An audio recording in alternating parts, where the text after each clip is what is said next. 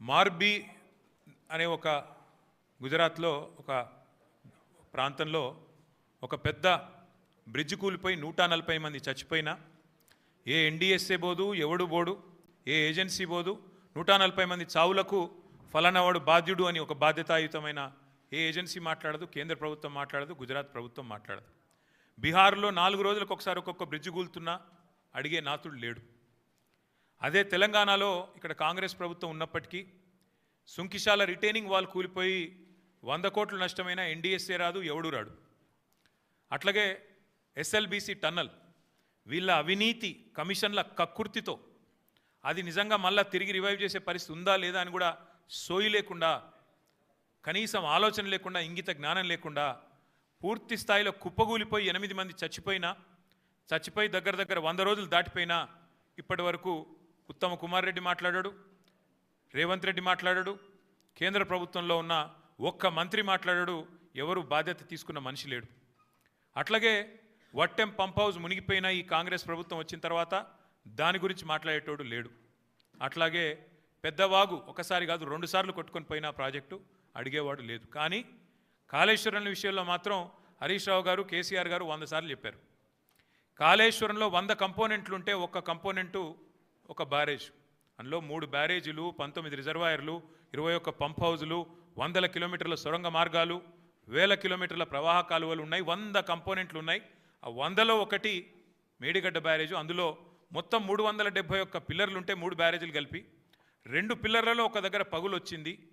దాన్ని పట్టుకొని దున్నపోతూ ఈనింది అని కాంగ్రెస్ వాడంటే దుడ్డెను కట్టేయమని బీజేపీ వాడు 2 రోజుల్లో ఎన్డీఎస్ఏ రిపోర్ట్ అని వడ్డించి ఎన్డీఏ రిపోర్ట్ బీజేపీ ఆఫీస్లో తయారు చేసి ప్రజల్ని భ్రమింపజేసే ప్రయత్నం చేసినారు. దానికి తిరుగులేని విధంగా ఎల్ఎన్టీ అనే సంస్థ ఏ సంస్థనైతే పార్లమెంట్ భవనం కట్టిందో, ఏ సంస్థనైతే కాంగ్రెస్ పార్టీ కేంద్ర కార్యాలయం కట్టిందో ఆ సంస్థ మొన్ననే స్పష్టంగా చెప్పింది, ఈ నివేదికను మేము తిరస్కరిస్తున్నాం, ఎన్డీఎస్ఏ రిపోర్టు ఇది చెత్తబుట్టలో పడేయడానికి తప్ప ఎందుకు పనికిరాని రిపోర్ట్ అని చెప్పినారు.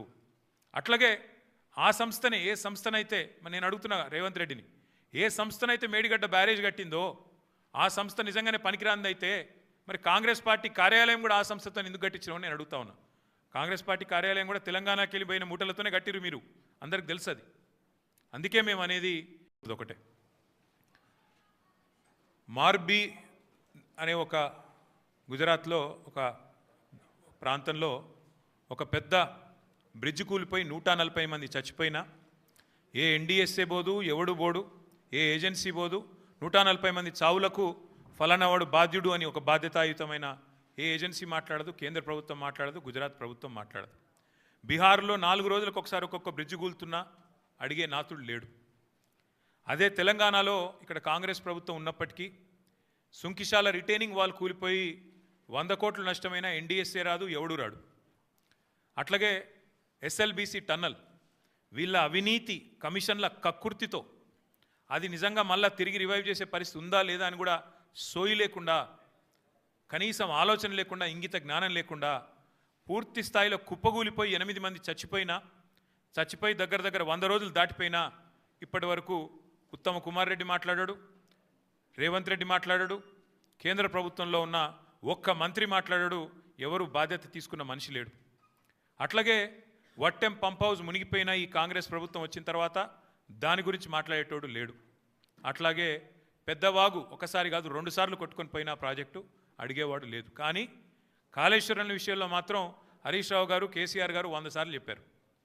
కాళేశ్వరంలో 100 కంపోనెంట్లు ఉంటే ఒక్క కంపోనెంటు ఒక బ్యారేజ్, అందులో 3 బ్యారేజీలు, 19 రిజర్వాయర్లు, 21 పంప్ హౌజులు, 100 కిలోమీటర్ల సొరంగ మార్గాలు, 1000 కిలోమీటర్ల ప్రవాహ కాలువలు ఉన్నాయి, 100 కంపోనెంట్లు ఉన్నాయి.